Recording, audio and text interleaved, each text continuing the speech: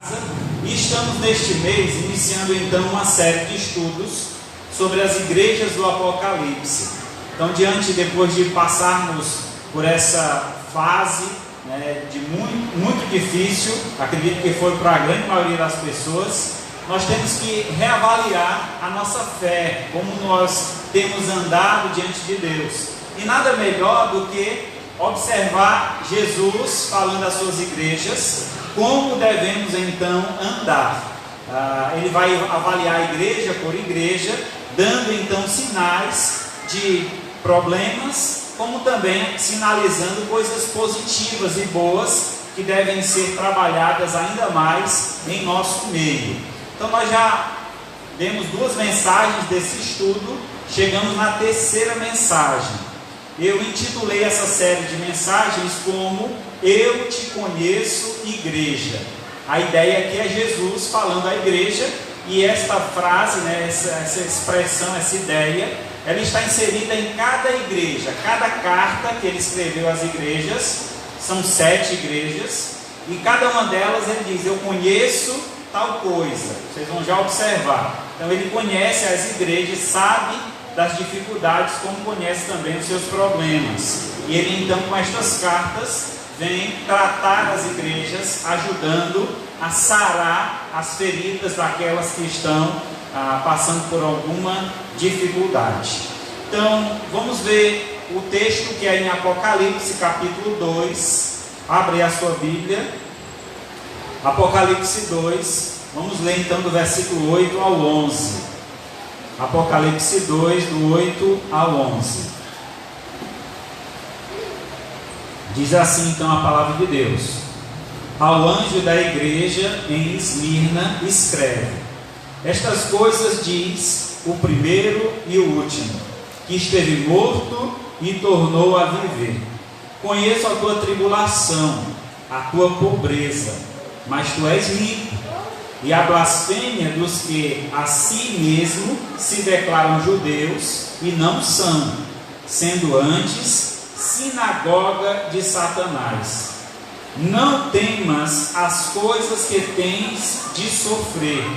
Eis que o diabo está para lançar em prisão alguns dentre vós, para ser dispostos à prova, e tereis tribulação de 10 dias.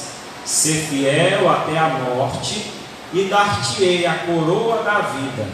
Quem tem ouvidos, ouça o que o Espírito diz às igrejas. E o vencedor de nenhum modo sofrerá dano da segunda morte. Oremos ao Senhor. Querido Deus, maravilhoso Pai, louvado e engrandecido seja o teu santo nome. Graças te damos, Senhor, por mais uma oportunidade, podermos reunir em tua casa para engrandecer, ó Pai, para louvar o teu santo nome. Venha abençoar o teu povo aqui reunido, tanto estes que estão presencialmente aqui no templo, quanto aqueles que estão em seus lares participando dessa live. Venha abençoar, Senhor, cada lar, cada família, suprindo suas necessidades.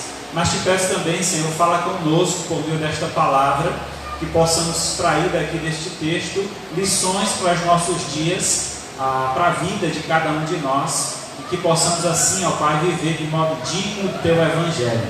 Hoje, ó Pai, sejamos nós a igreja que o Senhor tem a falar, que nesta noite possamos absorver todo o conhecimento necessário para termos uma vida com o teu propósito, com a tua vontade, e que hoje e para todo sempre possamos viver em harmonia com a tua palavra, com a tua vontade, e que venhamos, ó Pai, testemunhar deste amor àqueles que nos cercam. Pois é em nome de Cristo Jesus que te pedimos e agradecemos. Amém. Muito bem, meus amados. Deixa eu tomar um pouco de água aqui.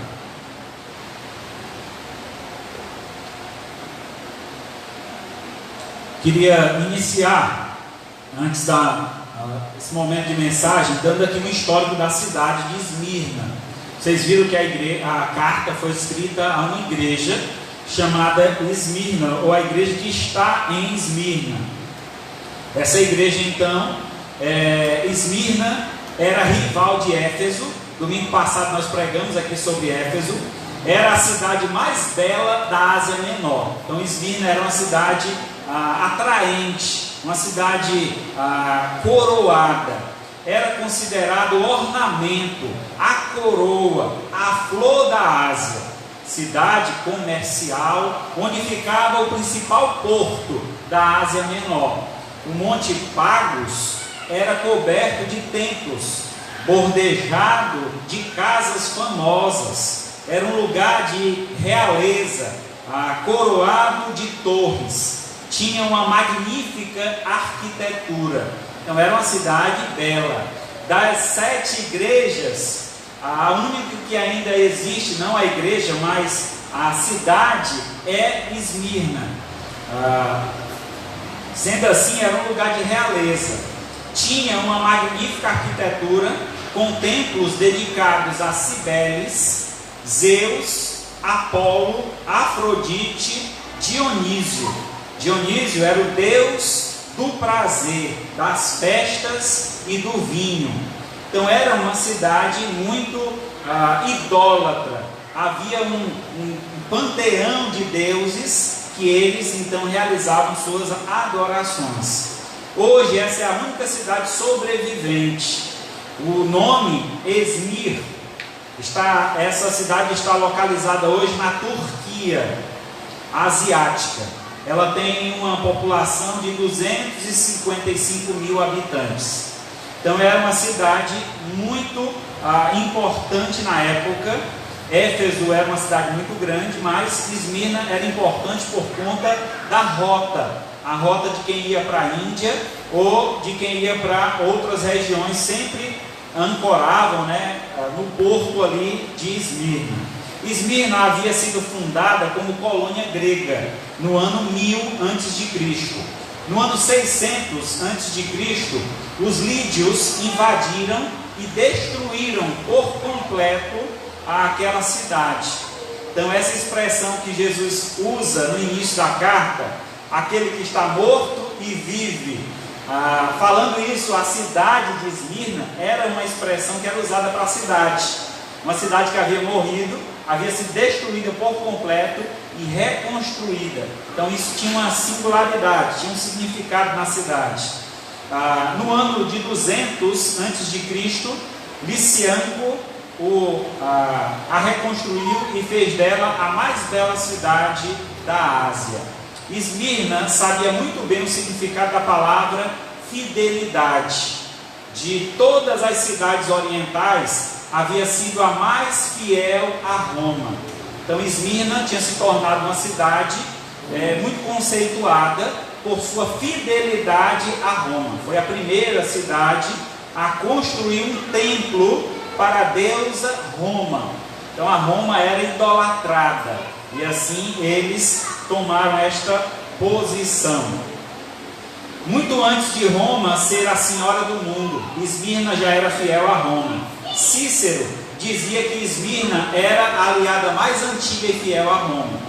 No ano de 195 a.C., Esmirna foi a primeira cidade a erguer um templo à deusa Roma, como já havia dito.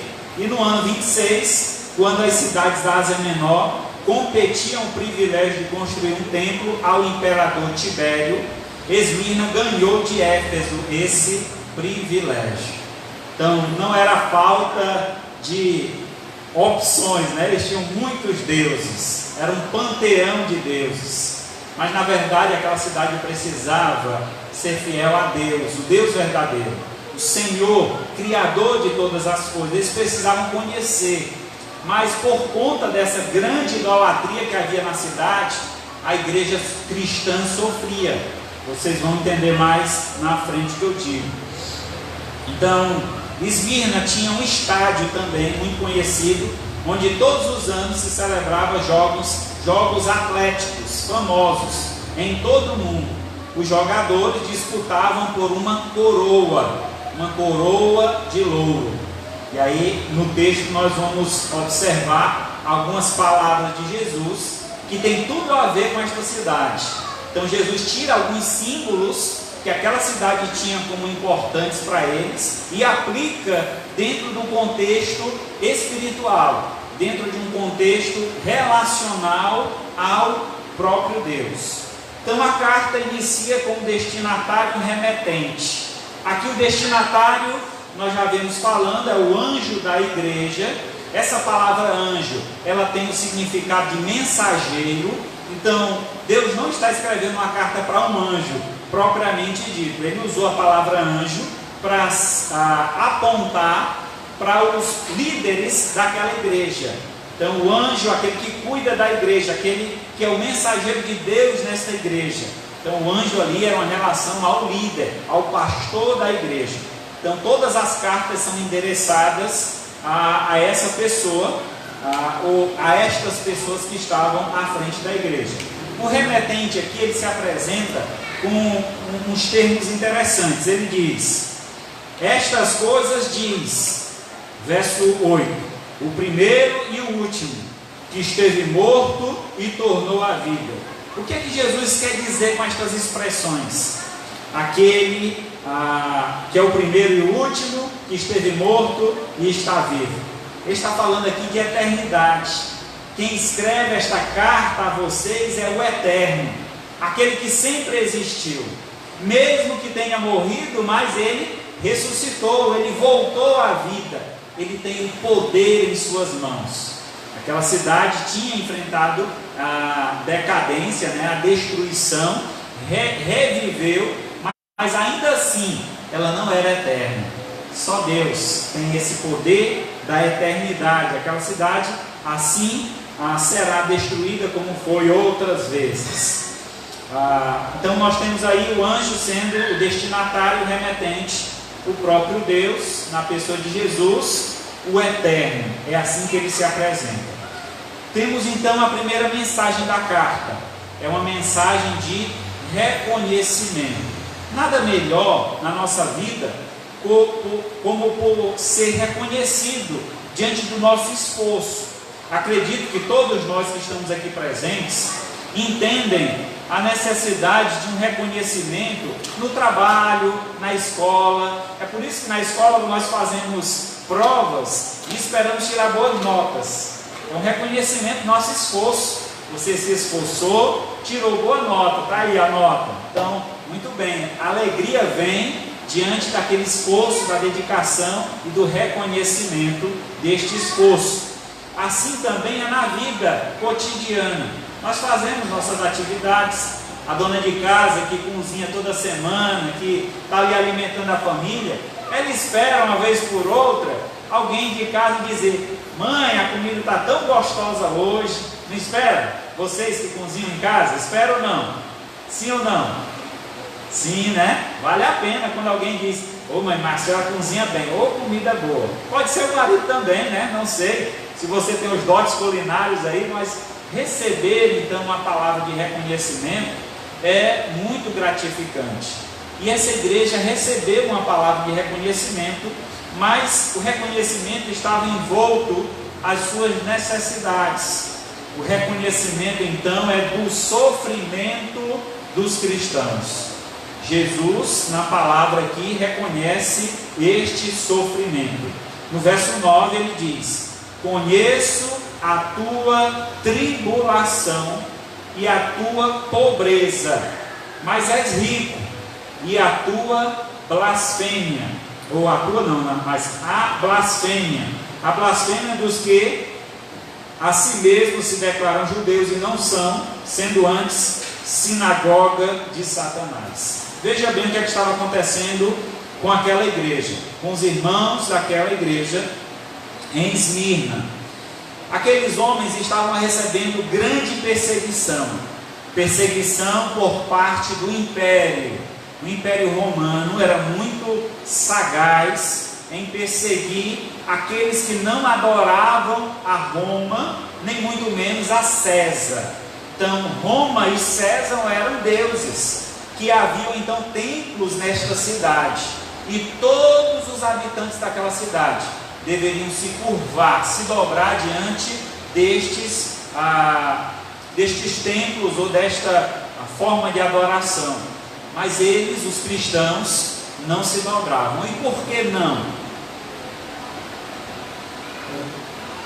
porque o ensino da palavra é que nós só temos um Deus, somente a Ele devemos prestar culto. Então qualquer outro tipo de culto que não seja direcionado ao Deus que fez céus e terra é idolatria. E a idolatria é uma rebelião contra Deus. A idolatria é algo que Deus detesta, é a infidelidade. Imagina que a igreja, ela é um dos símbolos que Deus usa para a igreja é de esposa. Então a igreja é a esposa de Cristo. Cristo deu a vida pela igreja. Então o que Cristo espera da igreja, o mínimo que Ele espera é fidelidade. Então essa é a figura primordial dentro de um relacionamento. Então quando realizamos um casamento, há um momento então que fazemos os votos de fidelidade.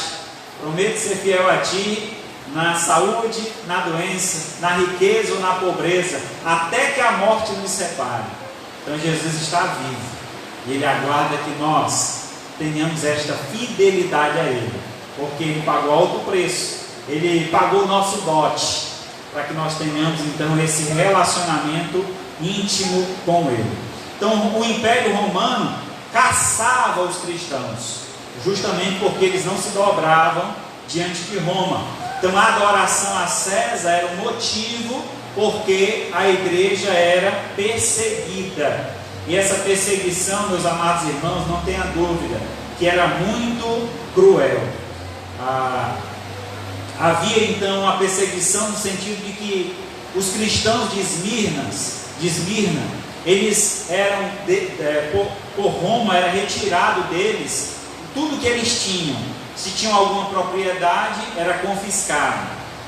O trabalho, muitas vezes, eles eram excluídos, eram expulsos. Então, por isso aqui o texto diz que Jesus conhecia a sua pobreza. Então, havia uma perseguição do império nesse sentido, de retirar dos cristãos o que talvez fosse a segurança deles, no pensamento dos romanos. Se a gente tirar tudo que eles têm, eles vão se dobrar a César, e aí César vai dar a eles o que eles precisam. É mais ou menos o que nós vemos hoje nesses planos do governo, né? Para poder colocar o cidadão no cabresto, ele vai dar uma ajudazinha. Toma aí R$600, aí é para se calar, ficar bem caladinho, e aí para me obedecer, fazer só o que eu mando. Então é mais ou menos isso, né? Que até hoje é feito diante dos governantes. Não estou dizendo que esse é o foco, mas isso é uma armadilha que muitas vezes é usado para conquistar a população. Mas o povo daquela igreja não se dobrou, não se entregou a tais oferendas. Havia também uma perseguição dos judeus àquela igreja. Como havia muitas religiões, o judaísmo também era uma das religiões que havia naquela cidade. Mas os judeus haviam feito um acordo com Roma, para que os judeus não tivessem atrito com Roma, porque eles tinham seus rituais bem diferenciados.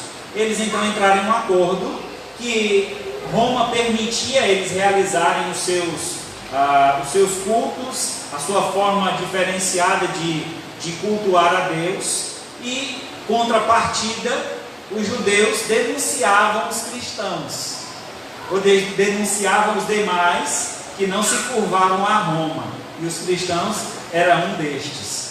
Então eles eram perseguidos pelos judeus. Aqui no texto, no verso 9, é usada uma expressão muito forte contra os judeus, que Jesus diz aqui: estes são da sinagoga de Satanás. Eram judeus, mas Jesus não reconheciam como judeus. Lembra que judeu foi um povo escolhido por Deus.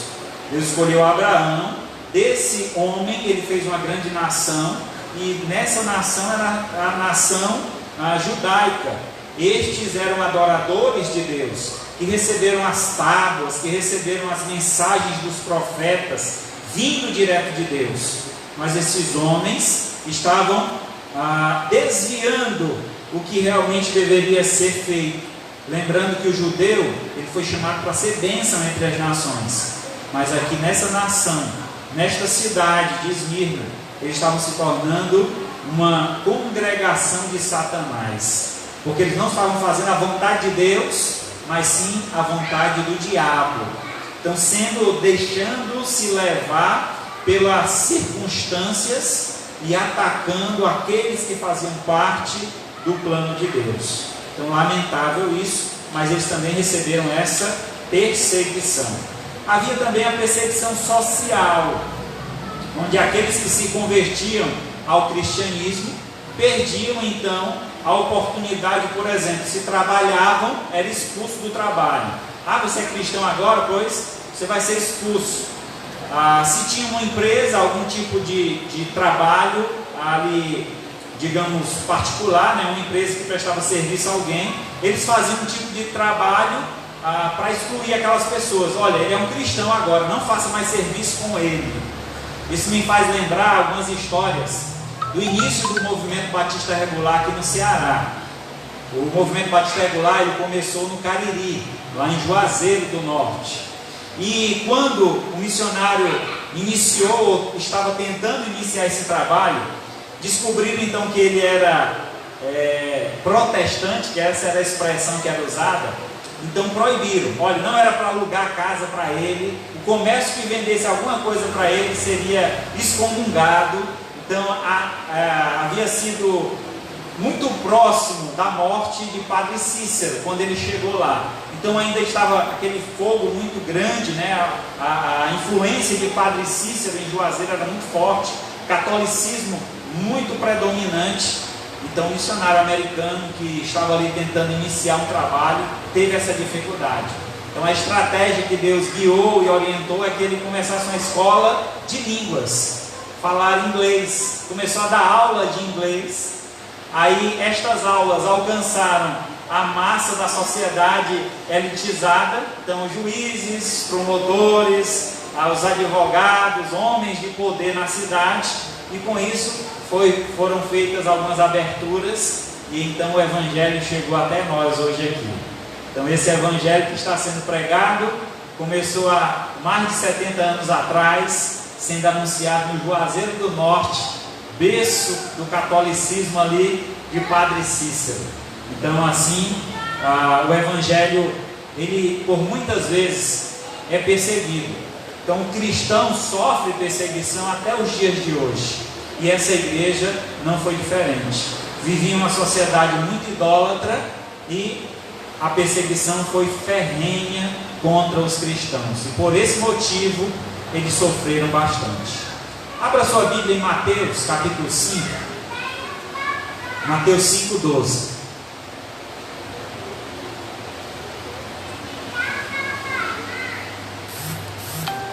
Sobre a perseguição que o cristão sofre, Jesus escreve então esse texto, é escrito então esse texto que Jesus havia propagado, anunciado. Diz assim, Mateus 5:12: regozijai-vos e exultai, porque é grande o vosso galardão no céu, pois assim perseguiram os profetas que vieram antes de vós.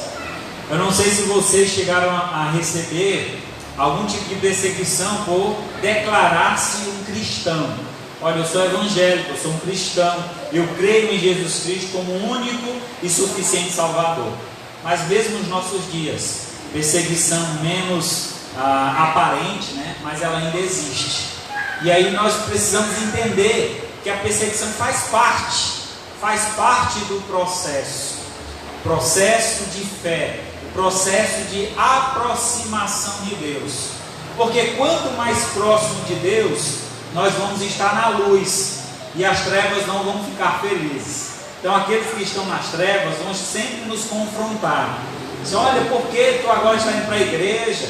Por que esse negócio de ler a Bíblia todo dia? Então sempre sempre haverá perseguição. E essa perseguição nós precisamos estar preparados, porque assim como perseguiram os antigos, também perseguirão a nós. Em João 15:20, Evangelho, João 15, verso 20, diz assim: lembrai-vos da palavra que eu vos disse, falando Jesus, não é o servo maior que o seu senhor. Se me perseguiram a mim, também perseguirão a vós outros. Se guardarem a minha palavra, também guardarão a vossa. Interessante, mesmo sendo perseguidos, nós somos ainda ouvidos. Por mais que as pessoas rejeitem em alguns momentos, mas quando eles passam por alguma aflição, alguma dificuldade, são justamente aos cristãos que eles recorrem. Irmão, ore por mim, eu estou passando por uma situação tão difícil. Você já recebeu essa proposta? Alguém já te pediu para orar por ele? São pessoas que reconhecem a nossa posição ao lado de Deus. Isso é muito bom. Mas eles não perdem a oportunidade para nos perseguir. Mas sejamos amorosos, como foi então a igreja de Éfeso convocada, a amar o próximo. Assim também nós devemos amar uns aos outros. Essa igreja, tamanha era a perseguição que enfrentava, o seu líder, como exemplo da igreja, ele foi perseguido e foi conduzido à morte. Eu vou ler um trecho aqui para vocês entenderem. O bispo da igreja se chamava Policarpo. Policarpo era o bispo da igreja, ou pastor da igreja de Esmirna, discípulo de João. Ele ouviu o evangelho, se converteu com João, foi martirizado no dia 25/2 de 155 depois de Cristo, no ano 155. Ele foi apanhado, arrastado para a arena. A arena era o lugar onde aconteciam os jogos que eles faziam. Tentaram intimidá-lo com feras, colocavam então leões, tigres, vindo da África, vindo da Ásia, e eles faziam então aquele momento, lançando os cristãos e colocando aqueles animais para devorar, fazendo ali com que eles negassem o nome de Cristo. Ameaçaram também com fogo, e ele respondeu ao procônsul: vocês me ameaçam com fogo, que pode queimar apenas por alguns instantes, a respeito do fogo do juízo vindouro e do castigo eterno reservado para os maus. Então, em outras palavras, ele disse: vocês podem até me lançar nesse fogo, podem me queimar, isso vai durar algum tempo, pouco tempo, mas o fogo que aguarda vocês no juízo final, ele é eterno. Então, ele foi muito corajoso, diante dessa perseguição, defendeu a sua fé, tendo autoridade sobre aquilo que falava. Mas porque vocês demoram, façam logo o que deve fazer.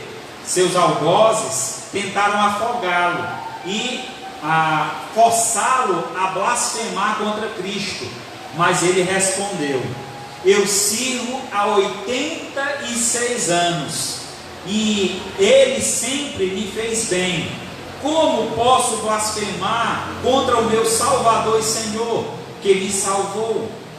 Os inimigos furiosos queimaram-no vivo numa pira, enquanto ele orava e agradecia a Jesus o privilégio de morrer como um mártir. Ei, meu irmão, eu vou confessar a você que nós precisamos de mais crentes desse modelo aqui, desse tipo aqui, nos nossos dias. Pessoas que defendem a fé, pessoas que não voltam atrás, pessoas que seguem adiante, mesmo diante de tamanha perseguição, eles não desistem, porque tamanho foi o sacrifício de Cristo na cruz. Ou será que nós imaginamos que esse sacrifício foi fácil? Foi fácil para Jesus carregar aquela cruz, subir no monte? Foi fácil para Jesus ser preso naquela cruz por pregos? Certamente que não foi fácil para Jesus. É tanto que momentos antes dele ser condenado à morte, ele vai até um jardim orar, e naquele jardim seu suor se transforma em gotas de sangue, e ele pede ao Senhor: Pai, se possível for, afasta de mim esse cálice. Cálice seria o sofrimento que ele teria que passar. Mas ele continua orando e diz: mas não faça a minha vontade, e sim a tua. Então, tamanho exemplo de Cristo foi seguido por Policarpo, pastor da igreja de Esmirna. E assim, aquela igreja, convicta desta fé, continuavam lutando contra tudo e contra todos. A Bíblia diz que todo aquele que quiser viver piedosamente em Cristo será perseguido. Em 2 Timóteo 3,12, Paulo diz o seguinte: a vós foi dado o privilégio, não apenas de crer em Cristo, mas também de sofrer por Ele. Filipenses 1,29. Então Paulo tinha consciência desse sofrimento que nós precisamos passar em nome de Cristo. Eu sei, irmãos, que em algumas ocasiões o cristão ele é livre, né? Ele é poupado de tamanha perseguição. Nós aqui brasileiros temos um privilégio maravilhoso. Nós não temos essa perseguição, como diferente em outros países. Hoje mesmo, né, a Bia mandou uma carta, né, um programa ali da Igreja Perseguida. No mundo inteiro, nós temos um programa chamado Janela 1040. É um grupo de países onde há perseguição ferrenha contra os cristãos. E dentre esses países nós temos Coreia, temos China e lugares que é proibido cultuar a Deus. Lugares que as pessoas, por exemplo, para realizar uma programação como essa, o pastor diz: abra sua Bíblia na página 1000. Eu estou aqui em Apocalipse, na minha Bíblia o número da página é 1780. Aí o pastor diz: no culto de amanhã nós vamos estudar a página 1780. Aí o crente chega em casa, rasga aquela página da Bíblia dele, e aí começa a estudar. E aí dobra aquela página o menor possível, esconde em algum lugar, e aí vai para o culto. E o culto ele entra numa floresta, tem uma caverna que ele entra, e esses cultos são realizados escondidos, em cavernas. Ninguém pode saber onde fica. Eles saem sem dizer para ninguém. Então são crentes perseguidos, homens e mulheres que têm sofrido. Há um trecho, né, um espaço também na África, não lembro agora o local, mas que há também essa perseguição, e houve há pouco tempo atrás destruição de vários templos, morte de vários líderes. Então são lugares terríveis, e nós devemos levantar as mãos para o céu e agradecer a Deus. Senhor, obrigado, muito obrigado pelo país que eu vivo, pela liberdade religiosa que nós temos. Nós temos a liberdade de cultuar a Deus em todos os lugares, podemos levar a nossa Bíblia para todo lugar, e mesmo diante dessa liberdade que nós temos, algumas vezes esquecemos, deixamos a Bíblia de lado, só pegamos na Bíblia para ir para a igreja, como se a Bíblia fosse mais crente do que nós. Nós precisamos usar a Bíblia. A Bíblia é a palavra de Deus, ela que vai nos orientar, ela que vai nos dar fortalecimento. Para quê? Para quando a perseguição vier, nós estejamos prontos, preparados para não negar o nome de Jesus, para afirmar: eu sou um cristão, e aconteça o que acontecer, nós vamos lançar no fogo.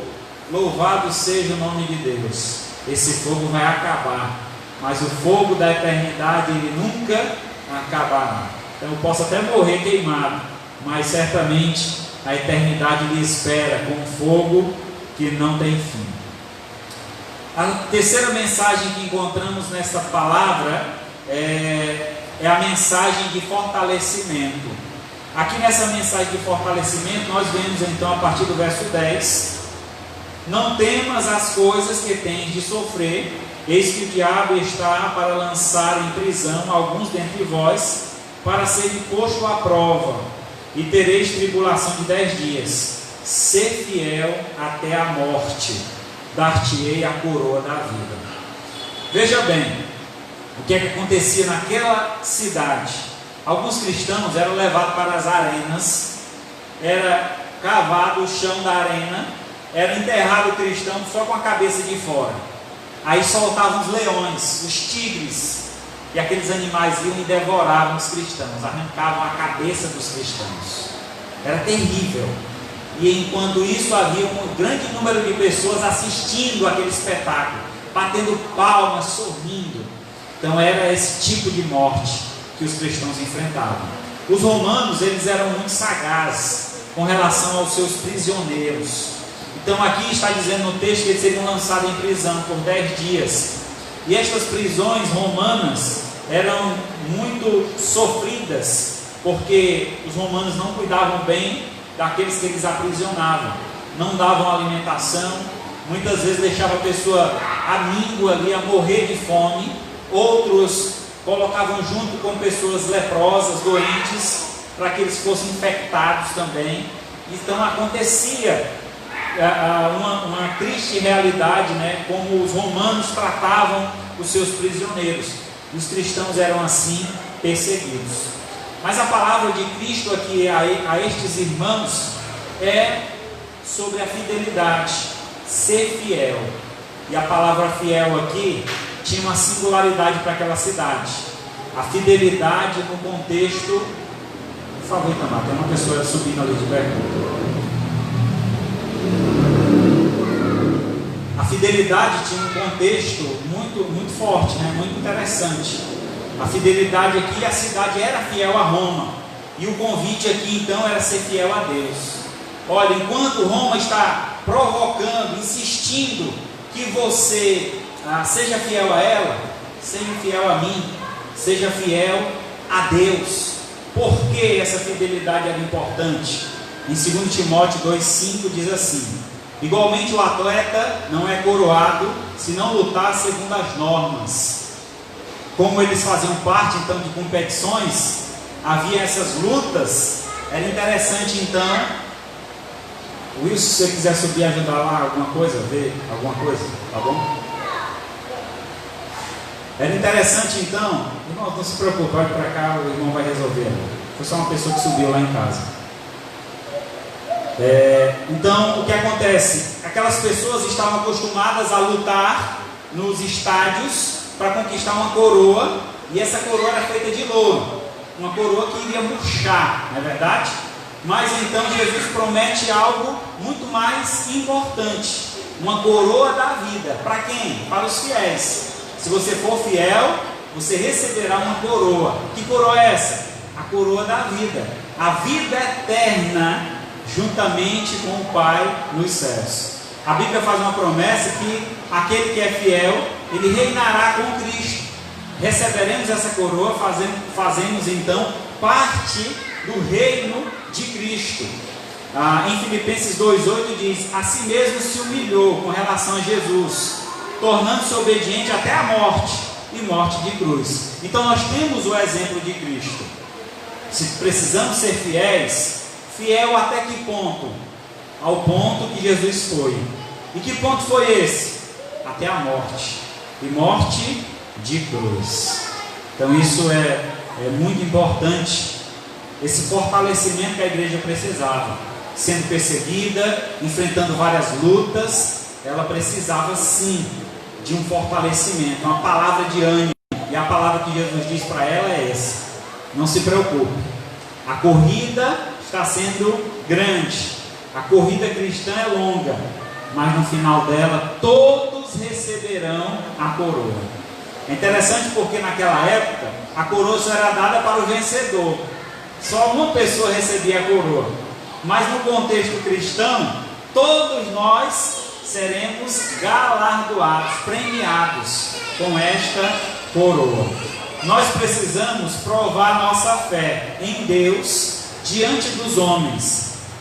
E a fidelidade a Deus é a melhor prova de amor que nós podemos dar.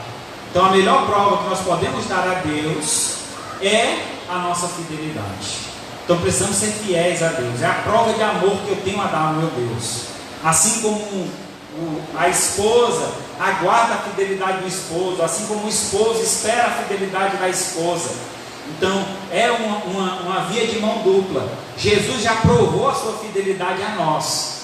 Nós precisamos também provar a nossa fidelidade a Ele. Ele foi fiel até a morte.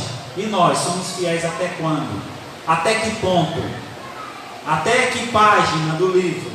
Então nós muitas vezes agimos de forma infiel com o Senhor. Principalmente, irmãos, eu vou tocar num ponto aqui que às vezes é muito sensível nas igrejas, que é no ponto da contribuição. A igreja necessita de financeira. Diante dessa pandemia, muitas igrejas tiveram grandes necessidades. Temos pessoas, igrejas que estão passando algum tipo de dificuldade e que nós precisamos cumprir com a nossa fidelidade para com Deus, contribuindo com a nossa igreja, a igreja que nós congregamos. Nós somos responsáveis em manter esse patrimônio que Deus nos concedeu. Não é um dos tipos, mas temos outro tipo de fidelidade que precisa haver. A fidelidade à palavra. Aquilo que eu prego deve ser aquilo que eu realizo na minha vida. Eu devo viver aquilo que eu ensino, aquilo que eu prego. Nós temos também hoje, como vocês veem na TV, pastores, líderes, padres, religiosos de vários tipos de religiões estão aí blasfemando, fazendo coisas que denigrem a imagem daquilo que eles pregam. Então, se ele é um cristão, está denegrindo a imagem de Cristo. Se ele seja de outra religião, está denegrindo aquela denominação. E aí nós vemos que aquilo é uma falta de caráter. Não importa a religião que ele tenha, mas ele tem demonstrado uma falta de caráter. É um mau caráter. Seja ele evangélico, seja ele católico, seja ele espírita, são homens e mulheres que têm negado a fé, negado aquilo que pronunciam, aquela mensagem que transmitem. Então, o cristão, ele precisa ser diferente. Aquilo que eu falo é aquilo que eu cumpro, é aquilo que eu vivo. Assim deve ser a vida do cristão. E para finalizar, ao vencedor, ele faz uma promessa. Que promessa é essa? O fim do sofrimento. Para uma igreja que viveu no sofrimento, perseguida continuamente, receber uma promessa dessa é maravilhosa, não é verdade? Ele diz aqui, no verso 11: quem tem ouvidos para ouvir, ouça o que o Espírito diz à igreja. Ao vencedor, de maneira nenhuma sofrerá dano da segunda morte. A expressão aqui, segunda morte, é uma relação à eternidade longe de Deus. Ao homem, há duas mortes. A morte do corpo, quando nós morremos aqui na terra, esse corpo volta ao pó e o espírito volta a Deus. Mas lá no céu terá um julgamento. E aí então, diante desse julgamento, a pessoa pode ser condenada à morte eterna. Essa é a segunda morte. A morte, ela significa separação. Quando morremos aqui na terra, o nosso espírito se separa do corpo. Quando morremos lá no céu, o espírito se separa de Deus. Então, essa morte eterna não é morrer lá no céu, mas o sentido aqui é a separação que vai haver da pessoa com relação a Deus. Ele vai passar a eternidade longe de Deus, num lugar chamado Lago de Fogo, onde o inferno será lançado. Então é um lugar terrível, lugar que não tem descanso, lugar onde o fogo queima constantemente para toda a eternidade. Por isso que Policarpo tinha dito aquilo, Esse fogo que vocês vão me queimar, ele vai acabar, mas o que está esperando vocês lá, não tem fim. Então assim, nós devemos confiar nesta palavra. Jesus está dizendo para aquela igreja que era perseguida, que sofreu muito durante essa vida, e ele disse: olha, não se preocupe, para o vencedor, para aquele que for até o final da corrida, eu garanto para você que você não sofrerá dano da segunda morte. Você terá uma vida nova ao meu lado, reinará juntamente com Cristo. Apocalipse 21:4 diz: e lhes enxugará dos olhos toda lágrima, não existirá, já não haverá luto, nem pranto, nem dor, porque as primeiras coisas passaram. Quando é que isso vai acontecer? Quando nós entrarmos na glória celestial. Deus promete que aquele que for fiel, aquele que permanecer firme nos caminhos, ele vai vencer essa corrida da fé. E no final dela, ele será premiado, receberá uma coroa e terá o direito de morar nas mansões celestiais. Isso é um privilégio muito grande, que nós precisamos valorizar, nos alegrar. Esse deve ser um motivo para a nossa vida. Devemos ser fiéis, porque Deus promete que eu não sofrerei mais lá no céu. Às vezes a gente se preocupa com os sofrimentos aqui da terra, mas lembra que Jesus sofreu muito, não foi pouco. Jesus disse para um cidadão que pediu para seguir Jesus, disse assim, o jovem: Senhor, te seguirei por onde quer que vás. E ele disse: mas meu filho, as raposas têm seus covios, os pássaros têm os seus ninhos, eu não tenho nem onde reclinar a cabeça. Tu está disposto mesmo a seguir esse caminho? Então a ideia ali é de sofrimento, porque ele teria que passar. Então, como cristão, saiba você que as lutas são grandes, não é fácil lutar contra o pecado, não é fácil lutar contra as amarras que o inimigo lança contra nós, mas saiba que você é vencedor se você lutar ao lado de Cristo. Então esteja sempre na presença do Senhor, busque a Deus todos os dias da tua vida, para que Ele fortaleça, para que você seja vencedor diante das batalhas e lutas que se levantarão contra você. Eu sei que cada um de nós temos nossas lutas diárias, e cada um muito singular, muito particular, mas Deus tem fortalecido a cada um. Talvez a luta que você enfrenta não seja a mesma que eu, mas cada um tem a sua, e que nós possamos buscar em Deus o fortalecimento para vencer cada uma dessas batalhas, porque Ele sim, Ele tem a vitória em suas mãos, e se seguirmos com Ele, receberemos dele a coroa da vida, o direito de morar no céu. Amém? Louvado seja Deus. Vamos orar agora. Maravilhoso Deus e Pai, muito obrigado, Senhor, por essa palavra de ânimo, de exortação, de motivação. Pai querido, nós te agradecemos pela forma tão singular que o Senhor nos apresenta esta palavra, e em meio a uma perseguição e sofrimento que esta igreja enfrentou, nós tiramos lições para as nossas vidas, de que vale a pena lutar ao teu lado, vale a pena, Senhor, ser fiel a Ti, porque as promessas que o Senhor tem para nós é de vitória sobre o pecado, é de vitória sobre o sofrimento, é de vitória sobre todas as lutas, porque em Ti somos mais que vencedores, porque o Senhor venceu a morte para nos trazer vida, e vivendo ao teu lado, ó Pai, nós temos a segurança e a garantia de que nenhum mal poderá nos destruir. Ainda que a morte chegue à nossa porta, aquele que confia no Senhor, esse recebe de Ti, ó Pai, uma vida eterna ao teu lado, e que assim possamos confiar, que assim nós possamos viver, e que tenhamos, ó Pai, uma fidelidade plena ao Senhor, a Tua palavra, e nosso dia a dia, Senhor, possamos ensinar aos outros que nos cercam a importância de ser fiel a Ti. Pois em nome de Cristo Jesus que nós te pedimos e agradecemos. Eu peço que a igreja continue cabeça baixa orando. Eu gostaria de perguntar se tem alguém aqui essa noite que gostaria de firmar um compromisso com o Senhor. Senhor, eu quero seguir ao teu lado, me ajuda a vencer os meus sofrimentos, as minhas lutas. Tem sido difícil, ó Pai, mas eu preciso de força, eu sei que essa força está em Ti. Se alguém essa noite gostaria de entregar a sua vida a Jesus, levante a sua mão, eu estaria orando por você. Alguém essa noite gostaria de entregar a sua vida a Jesus?